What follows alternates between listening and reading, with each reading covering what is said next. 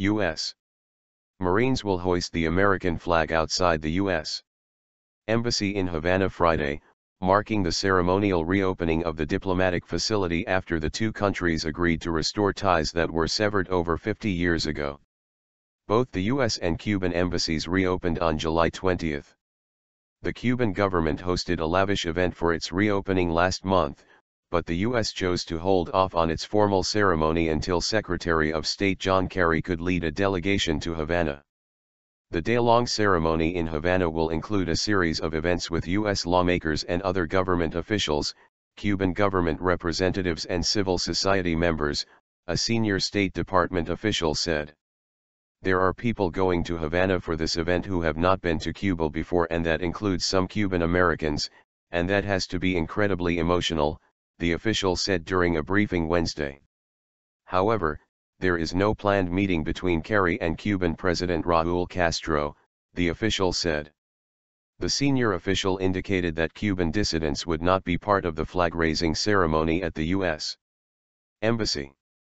It is principally a government-to-government event, the official said, signifying this new relationship and the reopening of the embassy. The official added there would be a second, larger ceremony, later in the day at the residence of Ambassador Jeffrey De Laurentiis, the U.S. Chief of Missions. That ceremony will include a range of civil society members, including political, human rights and media activists. A Cuban-American human rights advocate based in Washington said the U.S. move to normalize relations with Cuba may be a setback for Cuban dissidents. It is a fairy tale to assume that just because the President Obama makes concessions to Raúl Castro, then Raúl Castro will behave and stop abusing the people of Cuba, said Frank Calzon, head of the Center for a Free Cuba. Citing the Cuban government's continued arrests of anti-government protesters and dissidents, he said the Castro government had been emboldened, because it had yet to receive U.S. pressure to improve human rights.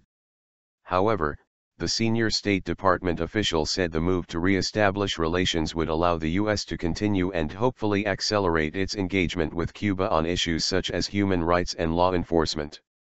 Some U.S. lawmakers have also questioned the Obama administration's decision to move forward with engagement, in the wake of human rights concerns.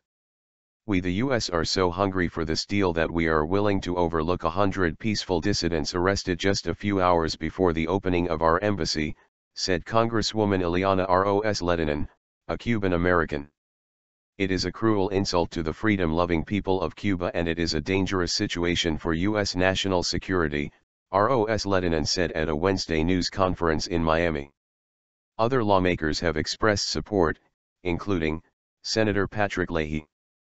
Finally, after 55 years of failed, punitive and ineffective policy of isolation is ending, he said in a July statement, reacting to plans to reopen the U.S. Embassy in Havana. The embassy reopening will allow more Americans to travel to Cuba and give Cubans increased access to the U.S. Embassy in Havana. But Cubans may not see much of an immediate difference in their day-to-day lives. In the immediate short term, it won't benefit the ordinary Cuban very much except to give them some hope, said Philip Brenner, an international relations professor at American University who has traveled to Cuba more than 30 times. Brenner said Congress would need to lift the U.S. trade embargo on Cuba for them to see significant change. The big impact on the lives of Cubans is the embargo, and to the extent that the United States and Cuba can now work towards ending that embargo ultimately will benefit them. Obama has expressed support for lifting the embargo, first imposed on Cuba in the 1960s.